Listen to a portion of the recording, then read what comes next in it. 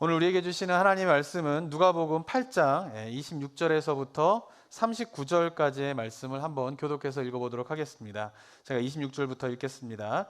그들이 갈릴리 맞은편 거라사인의 땅에 이르러 예수께서 육지에 내리심에 그 도시 사람으로서 귀신 들린 자 하나가 예수를 만나니 그 사람은 오래 옷을 입지 아니하며 집에 거하지도 아니하고 무덤 사이에 거하는 자라.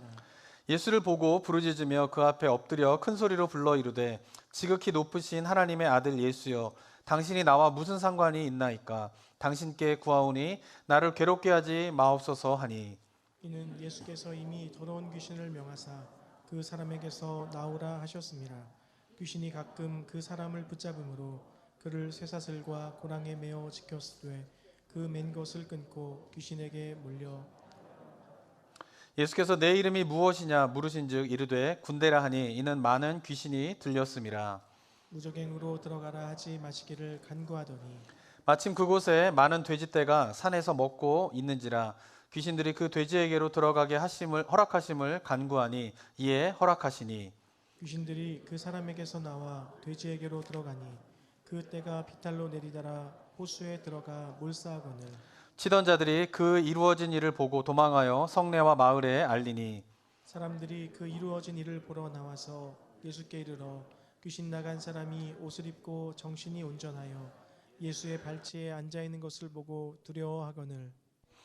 귀신 들렸던 자가 어떻게 구원받았는지를 본 자들이 그들에게 이르매, 거라사인의 땅 근방 모든 백성이 크게 두려워하여 예수께 떠나가시기를 구하더라. 예수께서 배에 올라 돌아가실새 귀신 나간 사람이 함께 있기를 구하였으나 예수께서 그를 보내시며 이르시되 집으로 돌아가 하나님이 내게 어떻게 큰 일을 행하셨는지를 말하라 하시니, 그가 가서 예수께서 자기에게 어떻게 큰 일을 행하셨는지를 온 성내에 전파하니라. 아멘. 우리 인간들이 다른 동물들과 다른 점이 있다라고 하면 여러 가지가 있겠지만, 그 중에 하나는 뭐냐면 인간이라고 하는 존재는요, 의미를 추구하는 존재이다라고 하는 것입니다. 어떤 일을 볼 때에, 어떤 일을 행할 때에 인간은 그것의 의미가 무엇인가, 이거를 끊임없이 추구하는 존재가 바로 인간입니다.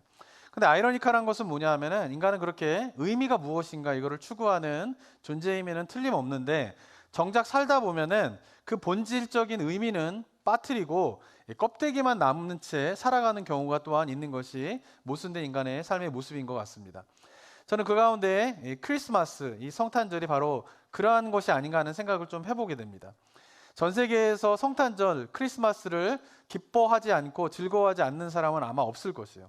이제는 모든 나라에서 예수님을 믿던, 예수님을 믿지 않던 크리스마스가 되면은 많은 사람들이 크리스마스가 되어서 기뻐하고 즐거워하게 됩니다. 그런데 안타까운 것은 뭐냐면은, 왜 즐거워하는지, 왜 기쁜 날이 되었는지에 대한 그 본질적인 의미는 빠뜨린 채 껍데기만 가지고 기뻐하는 모습이 전 세계에서 크리스마스를 보내는, 성탄절을 보내는 모습이 아닌가라는 생각을 좀 해보게 됩니다. 우리 그리스도인들도 마찬가지입니다. 우리가 이제 오늘 성탄주일로 지키게 되고요. 또 한 주간 동안 이제 토요일에까지 예수 그리스도가 오시는 성탄절을 한 주간을 보내게 되는데요. 이 보내는 동안에 우리가 왜 기뻐해야 되는지, 어떤 의미를 가지고 우리가 이 성탄절을 맞이해야 되는지를, 그 본질적인 의미를 잃어버리지 않는 우리 성도님들 되시기를 주님의 이름으로 축원합니다. 자, 그런 가운데 올 한 해 요번에 성탄절을 맞이하면서요, 우리 성도님들과 좀 나누고 싶은 예수 그리스도의 오심의 의미가 오늘 읽은 본문에 굉장히 잘 나타나 있습니다. 어쩌면 오늘 본문을 읽으시고는 이게 크리스마스와 무슨 상관이 있나 라고 하면서 약간 의아하게 생각하시는 분들도 좀 계실 것 같은데요. 저는 이 오늘 본문의 내용이 바로 예수님께서 이 땅에 오신 그 의미, 그 목적을 너무나 잘 보여주는 본문이다라고 저는 생각을 하고 있습니다. 왜냐하면 예수님께서 이 땅에 오신 중요한 의미는 무엇이냐, 바로 우리에게 자유와 해방을 주시기 위해서 이 땅에 오셨기 때문인 것입니다. 그리고 그 자유와 해방의 의미가 무엇인가에 대해서 오늘 본문은 너무나 잘 보여주고 있습니다. 자, 오늘 본문은요, 예수님께서 갈릴리 맞은편에 있는 거라사인의 땅에 가셔서 벌어진 일에 대한 이야기를 하고 있습니다. 예수님께서 갈릴리 건너편의 거라사인의 땅에 가시자 그곳에서 귀신 들린 사람 한 사람을 만나게 됩니다. 자, 그런데 오늘 본문에 보면은 이 귀신 들린 사람의 특징에 대해서 27절에서 이렇게 이야기를 하고 있습니다. 한번 보시면요, 27절 한번 또 읽어볼까요? 시작. 예수께서 육지에 내리심에 그 도시 사람으로서 귀신 들린 자 하나가 예수를 만나니 그 사람은 오래 옷을 입지 아니하며 집에 거하지도 아니하고 무덤 사이에 거하는 자라. 예, 귀신 들린 사람의 첫 번째 특징은 무엇입니까? 그 사람은 오래 옷을 입지 아니하였다라고 이야기를 하고 있습니다. 옷을 입지 않은데 어떻게 하고 있어요? 부끄러워하지 않는 것이에요. 그러니까 귀신 들린 사람의 첫 번째 특징은 뭐냐면은 부끄러워야 해야 할 상황인데 부끄러워하지 않는 모습을 갖게 된 것이 첫 번째 귀신 들린 사람의 특징인 것입니다. 그리고 두 번째 특징으로 보면요, 옷을 입지 않을 뿐만 아니라 그 사람은 집에 가지도 아니하였다라고 되어 있습니다. 이 사람 어떤 사람이냐면 집을 나와서 생활하고 있는 것이죠. 그것이 의미하는 것이 무엇일까요? 그것은 바로 인간이라면 가장 기본적인 인간관계인 가족과의 관계가 다 깨어져 버린 상태에 있었다라고 하는 것입니다. 가족들과의 관계도 다 깨어져서 집에 더 이상 살 수 없는 그런 사람이라면 다른 사람들과의 관계도 다 깨어진 상태이다라고 볼 수가 있는 것이죠. 그리고 마지막으로 이 사람에 대한 설명에 대해서 어떻게 27절에서 또 이야기를 하고 있습니까? 그 사람은 무덤에 사는 사람이다라고 이야기를 하고 있습니다. 이 사람이 어떤 사람이냐면은 이 사람이 집에 거하지 않고 항상 무덤가에 거하고 있어요. 오늘 본문에서는 정확하게 이야기하고 있지 않은데 이와 비슷한 내용이 마가복음에 보면 나오게 됩니다. 근데 그 마가복음에 보면은 좀 더 자세한 내용이 담겨져 있는데 그것은 뭐냐면 이 사람이 자꾸 무덤가를 가게 되니까 가족들이요, 이 사람을 쇠사슬로 묶어 놓습니다. 그런데 그 가족들이 묶어 놓은 쇠사슬도 끊어버리고 집을 나와서 그가 자꾸 향하는 곳이 어디냐면 바로 무덤이었다라고 성경은 이야기하고 있는 것입니다.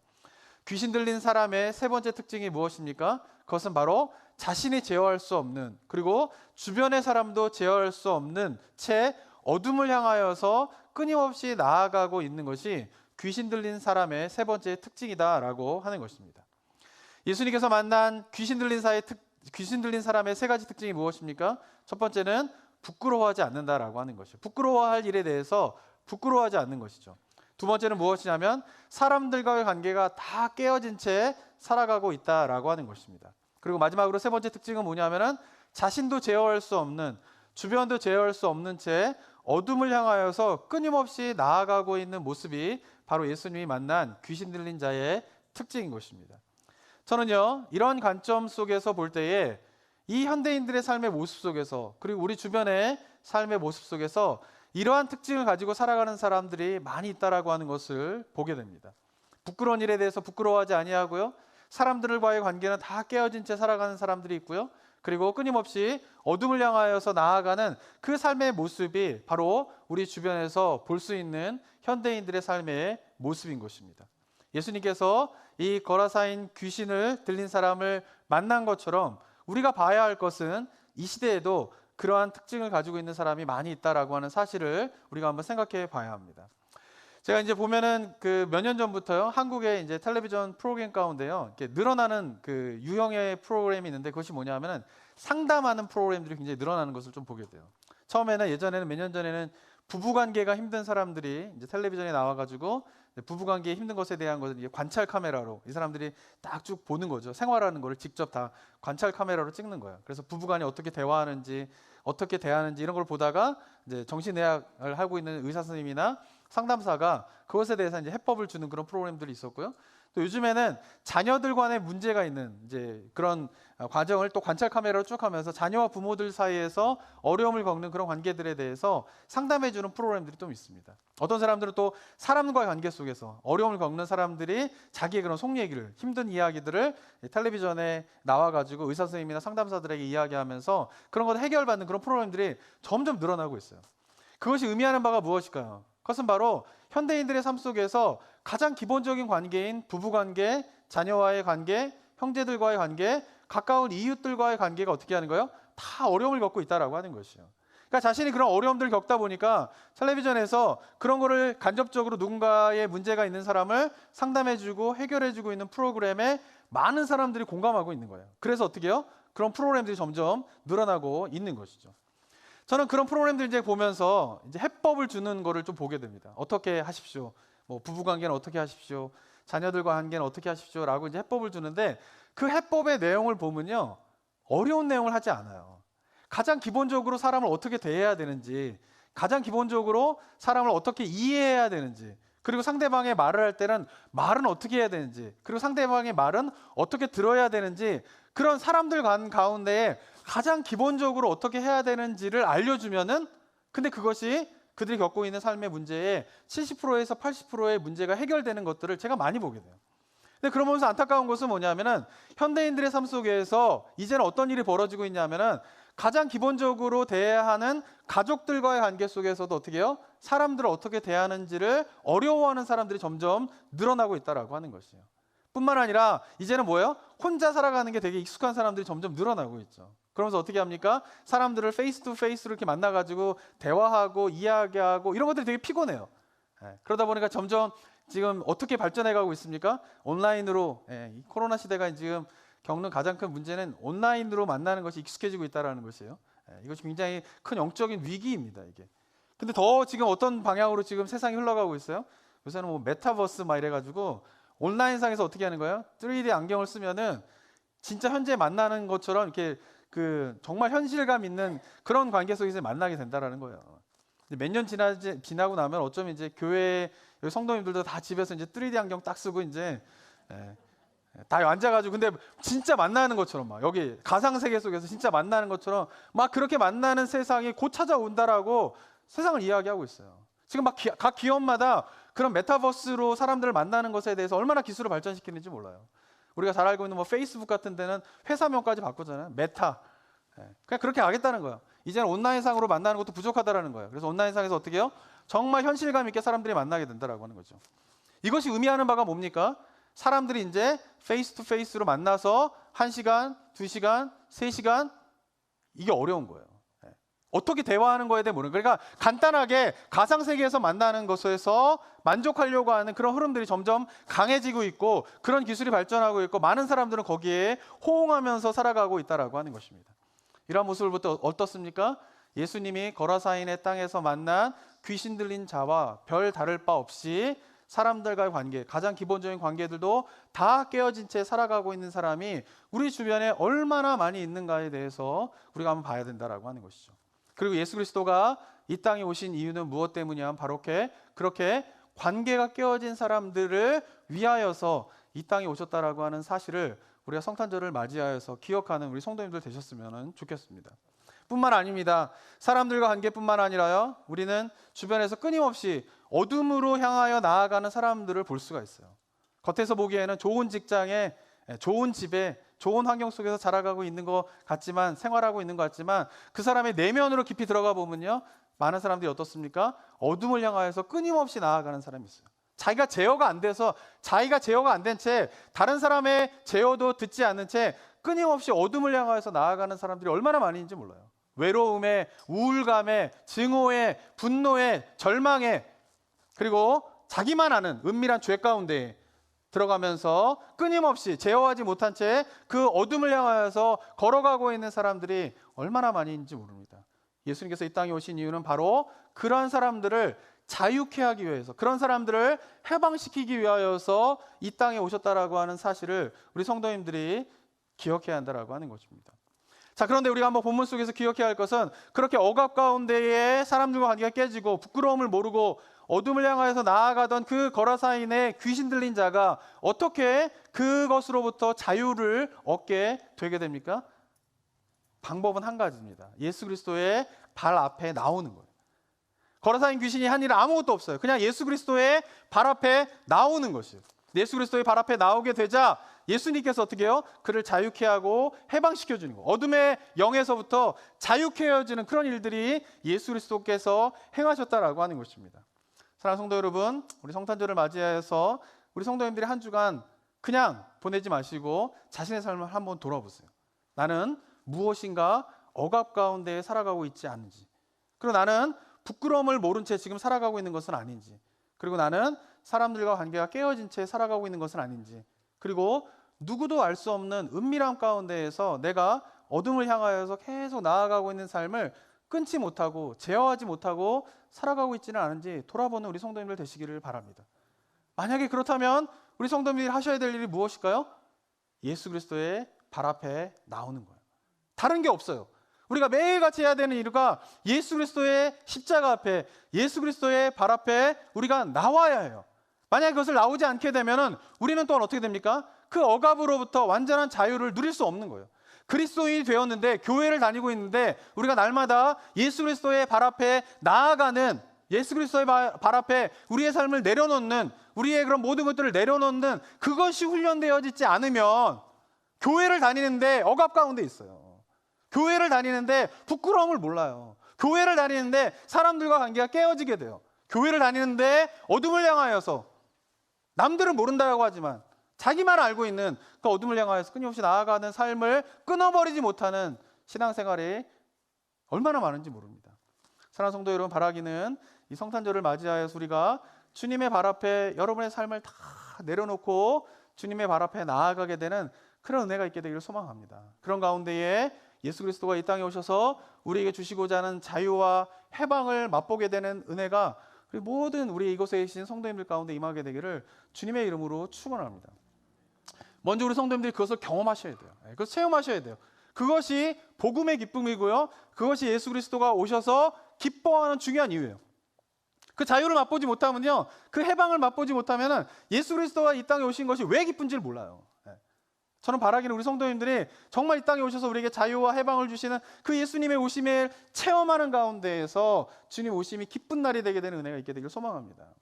자, 그런데 그런 것을 먼저 경험하시고 난 다음에 또 해야 할 일이 있습니다. 그것은 뭐냐면은 우리 주변에 그런 사람들이 많이 있다라는 것이에요. 좀 사람들을 관심 있게 보시면요, 멀쩡해 보이는데 멀쩡하지 않은 사람들이 많이 있어요. 제가 그런 것을 많이 경험하게 돼요. 교회 오게 되면은 또 이렇게 이제 목회하면서 사람들을 만나게 되면요, 멀쩡해요. 좋은 직장에 좋은 삶을 하고 있는데 그 심령과 그 삶 속에 깊이 있게 들어가게 되면요, 그 겉모습과 전혀 다른 인생으로서 살아가는 사람들이 얼마나 많이 있는지 몰라요. 그런 사람을 볼 때에 그냥 지나치셔서는 안 된다라고 하는 것이죠. 그들을 어떻게 해야 됩니까? 예수 그리스도의 발 앞에 인도하셔야 돼요. 그것이 예수 그리스도께서 우리에게 해방과 자유를 주신 것을 경험한 자가 마땅히 해야 될 일임을 우리가 성탄절을 맞이하여서 기억하는 우리 성도님들이 되셨으면 좋겠습니다. 자, 그런데 그렇게 고통받는 자들을 예수 그리스도의 발 앞에 인도하는 그 일을 할 때에 우리가 기억해야 할 것이 있습니다. 한번 34절, 37절 한번 다시 보면요, 이렇게 기록되어 있는데요. 34절을 보시면은 치던 자들이 그 이루어진 일을 보고 도망하여 성내와 마을에 알리니 사람들이 그 이루어진 일을 보러 나와서 예수께 이르러 귀신 나간 사람이 옷을 입고 정신이 온전하여 예수의 발치에 앉아 있는 것을 보고 두려워하거늘 귀신 들렸던 자가 어떻게 구원받은지를 본 자들이 그들에게 이르매. 어떻게 됩니까? 오랫동안 억압 가운데 있던 자가 해방을 경험하게 돼요. 옷을 입게 되고요, 가족과의 관계가 해결되게 되고요, 더 이상 무덤에서 살지 않는 사람이 되었어요. 그런데 놀라운 일은 반전이 일어납니다. 이것을 모든 마을 사람들이 봤는데 37절에 사람들이 이렇게 반응을 하게 됩니다. 한번 37절 읽어볼까요? 시작. 거라사인의 땅 근방 모든 백성이 크게 두려워하여 예수께 떠나가시기를 구하더라. 예수께서 배에 올라 돌아가실세. 그 마을의 사람들은요, 이 사람을 너무나 잘 알고 있었어요. 귀신 들린 사람을. 그리고 가족들이 그 귀신 들린 사람이 더 이상 비참한 삶을 살지 않기 위해서 수단과 방법을 가리지 않고 그를 보호하려고 하는 그 가족들의 아픔과 노력들을 마을 사람들은 굉장히 잘 알고 있었을 것이에요. 어쩌면 오랜 시간 동안 그 사람들이 그 마을 사람들과 함께 그 아픔이 해결될 것을 신에게 빌었을 수도 있었을 것 같아요. 그런데 그 사람이 해방되어지게 되고 옷을 입고 관계가 회복되어지고 더 이상 어둠 가운데 살지 않는 정상적인 사람으로 되었으면 어떻게 해야 됩니까? 기뻐해야 되는데, 그리고 그 일을 행하신 예수 그리스도께 나와서 영광을 돌려야 되는데, 마을 사람들이 그 모든 일을 목격하고 들은 사람들이 예수님에게 청한 건 뭡니까? 이 마을을 떠나달라는 거예요. 이 마을을 떠나달라는 거예요. 좋게 말해서 청하했다 하지만 제발 좀 빨리 나가세요 라고 예수님에게 이야기를 합니다. 이유가 무엇 때문일까요?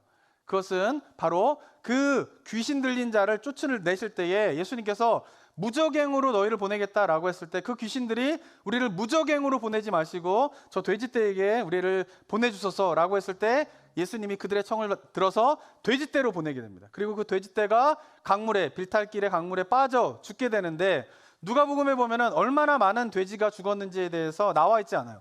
그런데 마가복음에 보면은 이 돼지의 떼가 2,000마리라고 이야기를 하고 있습니다. 그 작은 마을에 돼지 떼가 2,000마리가 죽은 것이에요. 이방인의 땅이었기 때문에 유대인의 땅이었다면 돼지를 기르지 않았을 텐데 이방인의 땅이었기 때문에 돼지를 양육했을 것이에요. 사육했을 것이에요. 그런데 그 2,000마리가 한꺼번에 죽었다라고 하는 것은 아마도 그 마을 경제 전체가 흔들렸을 것이에요. 그러니까 그 2,000마리가 죽는 일을 보게 되자 마을 사람들은 두려웠어요. 뭐가 두려웠어요? 이 마을에 다시 이런 일이 일어나면 안 된다는 거예요. 그래서 뭐예요? 그 일을 행하신 예수님을 쫓아낸 것이에요. 마을 사람들이 어떻습니까? 한 영혼이 억압 가운데에서 자유받았다라고 하는 기쁨을 어떻게 해요? 2,000마리의 돼지가 빠져 죽었다라고 하는 안타까움과 뒤바꿔버린 것이에요. 그들이 그 사람이 자유롭게 됐을 때 기뻐했겠지만 그러나 2,000마리 돼지가 빠져 죽는 것을 보면서 자신들이 경제적인 피해를 입게 되자 어떻게 해요? 그 한 사람이 자유케 하는 기쁨은 사라져버리게 되는 것이에요.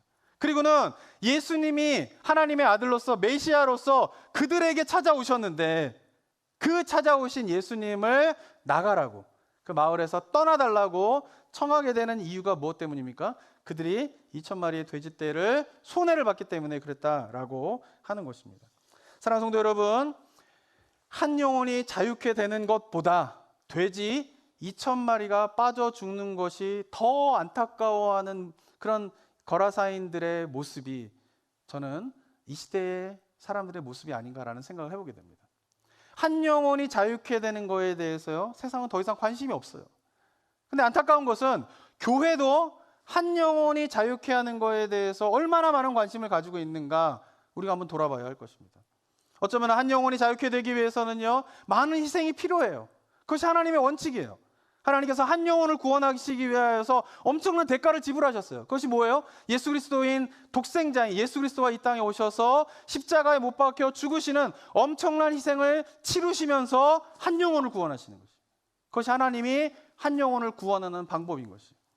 그런데 우리도 한 영혼을 구원하기 위하여서 그 영혼을 예수님의 발 앞에 인도하기 위해서는 때때로 희생을 치루어야 한다라고 하는 사실을 우리가 기억해야 하는 것이죠. 그런데 이 시대는 한 영혼이 자유케 되어지는 마음도 없고, 그죠?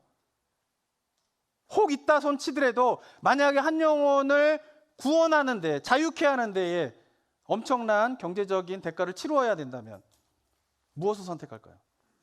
그래서 한 영혼을 자유케 하는 것보다 아마 경제적인 손해를 갖지 않는 것을 선택할 가능성이 많은 시대가 우리가 살고 있는 시대이다라고 하는 것입니다. 저는 이것이 예수님이 이 땅에 오셨지만 2000년이 흐르도록 우리가 살고 있는 시대에는 여전히 자유와 해방을 맛보지 못하는 이유이다라고 생각을 해보게 됩니다. 사랑하는 성도 여러분, 한 영혼이 자유케 되기 위해서는요, 하나님의 주권적인 역사가 필요합니다. 자, 그런데 또한 우리에게 기억해야 할 것은 바로 그 주권적인 하나님의 역사가 이루어지기 위해서는 먼저 하나님의 은혜를 경험한 자가, 자유를 경험한 자가 마땅히 치루어야 할 희생과 헌신을 치루지 않는다면 그 하나님의 자유와 해방의 역사는 더 이상 퍼져나갈 수 없다라고 하는 사실을 우리가 기억해야 합니다. 하나님을 알지 못하는 자에게 우리가 그분이 하나님을 알기 위해서 어떻게 하셔야 돼요? 희생을 치르셔야 돼요. 희생을. 그런데 그 희생은 엄청난 희생이 아니에요. 처음에 예수님 알지 못하는 사람을 아셨다. 그럼 어떻게 하셔야 돼요? 먼저 다가가서 인사하시는 거예요. 우리 교회에도 새로 누가 오셨다. 그럼 어떻게 하셔야 돼요? 다가가서 인사하셔야 돼요. 할렐루야. 소 닭 쳐다보듯이 이렇게 뭐 왔는지 안 왔는지 이 바뀌어야 됩니다. 저는 코로나 시대가 되면서 이게 더 심화가 됐어요. 지금 서로 악수하기도 뭐 힘들어하고 뭐 이렇게 얼굴도 있으니까 표정도 잘 안 보여요. 이게.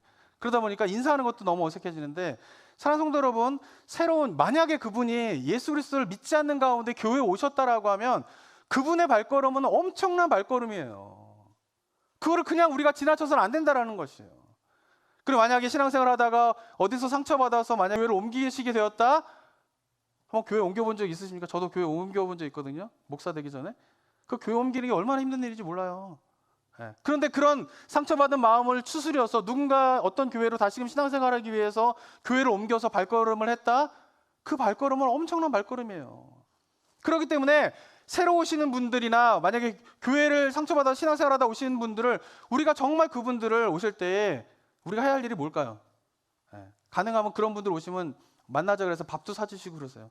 근데 그런 것까지 못하시면은 따뜻한 인사 한마디가 뭐예요? 그 사람들을 우리가 주님 앞에 인도하게 되는 중요한 역할을 한다라고 사실 기억하시기 바랍니다. 제가 이제부터 지켜볼 거예요. 성도님들 오셔가지고 이제 인사 하나 제가 절대 인사를 하셔야 됩니다. 아시겠습니까? 그게 뭐예요? 중요한 거 희생이죠. 나는 원래 체질적으로 인사 안 해. 난 처음 보는 사람하고 인사 안 해. 그래도 뭐예요? 그런 마음에 가시는 분이 인사 한마디 하는 게 정말 큰 희생을 하시는 거예요. 그 희생이 필요하다라는 거예요. 그리고 만약에 그런 분이 오신다라고 하면 다가가서 주변에서도 뭐 동네에 다니시다가 누구 만나시다가 예수님 믿지 않는 분을 만나셨다, 아셨다. 어떻게 하셔야 돼요? 밥 사주세요. 예수님 알기로 시간 들이세요. 상대방 이야기 들어보세요. 그러면서 예수님을 인도하도록 하셔야 되는 거예요. 그런 희생들이 우리 가운데 없다라고 하면은 그 사람이 예수 그리스도의 발 앞에 나와서 자유와 해방을 경험하지 못하게 된다라고 하는 것이에요. 저는 바라기는 하나님께서 우리에게 원하시는 것은 엄청난 희생이 아니에요. 자존심 깎는 거예요. 근데 예수님께서 자존심 깎고 이 땅에 오셨잖아요. 하늘의 높은 영광을 누려야 되실 분이 마국간에서 구유에 누우셨단 말이에요. 가장 낮은 자들의 사는 집에 오셔서 태어나셨단 말이에요. 그것도 가장 낮은 자인 목자들이 그걸 발견하게 돼요. 가장 높으셨던 분이 가장 낮은 자리에 오실 때 자존심이 얼마나 꺾이셨겠어요. 그리고 오신 거예요. 그렇다면 우리도 어떻게 합니까? 그 예수님이 오심의 의미를 안다면 우리 자존심 내려놓고 다가가시기 바랍니다. 그리고 인도하시기 바랍니다. 그리고 그러한 분들이 교회에 오셔서 어떻게 해요? 교회를 생활할 때 성숙하지 못하고 신앙생활에 아직 잘 못하시는 분들이 오면요, 교회가 어려움을 겪을 때도 있어요. 그런 분들 때문에. 그런데 어떻게 하셔야 돼요? 그런 분들이 오셔서 교회 어려움을 겪거나 교회 문제가 생기면 그것도 감내해야 되는 거예요. 그런 분들이 오셔가지고 잘 적응하면 할렐루야 하지만은 그런 분들이 오셔가지고 잘 적응하지 못하고 교회에서 어쩌면은 문제를 일으킬 수 있어요. 어려움을 겪을 수도 있어요. 그렇지만 교회가 그 한 영혼이 주님 앞에 나오게끔 해서 그 주님의 발 앞에서 참된 자유와 해방을 경험하게 하기 위해서는 그 교회 공동체가 어쩌면은 그러한 일들도 감당해야 하는 것이 교회가 해야 할 일이라고 저는 생각을 합니다. 근데 우리는 어떻습니까? 그런 걸 하기 싫어하는 거죠. 안 하려고 하는 것이죠. 번거롭고 성가시고. 만약에 그런 것이 우리의 삶 가운데 회복되어지지 않는다라고 하면 어쩌면 우리가 예수님이 오셨다라고 하는 사실에 대해서 이렇게 기뻐하면서 찬양하고 크리스마스 트리를 만들고 사람들 서로 선물을 주고받고 하는 이 모든 것들은 본질이 빠진 껍데기에 불과한 기쁨이 될 수 있다라고 하는 사실을 기억하는 우리 성도님들 되시기를 소망합니다. 사랑하는 성도 여러분, 크리스마스를 맞이해서 이제 좀 토요일날 크리스마스인 것도 굉장히 좋은 것 같아요. 저는 처음에는 크리스마스를 하기에는 성탄주일이 너무 빠른데 이런 생각을 했는데 가만히 묵상하다 보니까 성탄주일을 이렇게 빨리 하고 크리스마스일 때까지 한 주간 동안 주님 오심의 의미를 우리 성도님들이 깊게 묵상하세요. 돌아보시면서 어떻게 하셔야 돼요? 나는 정말 부끄러워해야 할 일에 부끄러워하는 삶을 살아가고 있는가 한번 돌아보시기 바랍니다. 그리고 나는 사람들과 관계가 깨어진 채 그것을 그냥 포기하면서 살아가고 있지는 않은지, 하나님께서 원하시는 것은 관계를 회복하고 그 관계를 다시금 이어가는 것인데 그런 거에 대해서 더 이상 포기하고 살아간 채 깨어진 채 살아가고 있지 않은지 돌아보는 한 주간이 되길 소망합니다. 그리고 나 자신이 끊임없이 어둠을 향해서 나아가고 있는 그 무엇인가 있다라고 하면 내 힘으로 제어할 수 없는 그 무엇인가에 향하여서 나아가고 있는 삶을 끊지 못하고 계신다라고 하면 우리 성도님들이 한 주간 동안 그것을 발견하는 은혜가 있게 되길 소망합니다. 그리고 발견하셨다면 어떻게 하셔야 됩니까? 주님의 발 앞에 나가세요. 주님의 발 앞에 나아가 엎드려 기도하시면서 여러분의 삶의 모든 것들과 여러분의 모든 것들을 주님 앞에 내려놓는 그런 결단이 있게 되길 소망합니다. 그럴 때에 우리가 예수 그리스도가 이 땅에 오셔서 우리에게 주시고자 하는 자유와 해방을 맛보게 될 것입니다. 그리고 그것을 만약에 맛보았다면 이제는 그것을 모르는 사람들을 향하여서 나아가 그들을 예수 그리스도의 발 앞에 나오게 하는 그런 일들을 우리 성도님들이 하시게 되기를 소망합니다. 만약 필요하다면 거라사에 있는 사람들처럼 한 영혼을 구하는 일보다 돼지 2,000마리가 빠져 죽는 것을 안타까워하는 그런 모습이 아니라 우리가 만약에 마땅히 치루어야 할 희생이 있다면, 크던 작던 우리가 해야 할 것이 있다면 기쁨으로 그 일을 행하는 우리 성도님들의 삶이 되기를 소망합니다. 왜냐하면 예수 그리스도가 이 땅에 오셔서 우리를 위하여서 그런 일을 행하셨기 때문입니다. 그 주님의 마음을 우리가 깨닫고 그 주님의 마음을 깨달은 자로서 우리가 마땅히 해야 할 일을 행하면서 우리가 경험한 자유와 해방의 기쁨들을 모르는 자들에게 나누어 주는 그러한 삶이, 그런 축복이 우리 성도님들 삶 가운데 가득하게 되기를 주님의 이름으로 축원합니다. 함께 기도하겠습니다.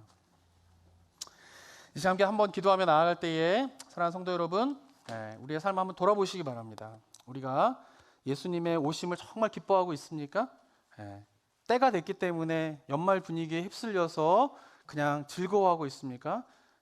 그게 아니라 저는 바라기는 우리 성도님들이 여러 예수님의 오심의 의미가 있지만 올 한 해는 주님이 오셔서 우리에게 억압되어져 있는 어둠의 영 가운데에 묶여져 있는 우리를 해방케 하시고 자유케 하시는 하나님의 예수 그리스도의 오심의 의미를 우리가 묵상하는 우리 성도님들 되셨으면 좋겠습니다. 이 시간 함께 기도하며 나아갈 때에 주님에서 오신 그 자유와 해방을 맛보게 되는 삶을 누리기 원합니다.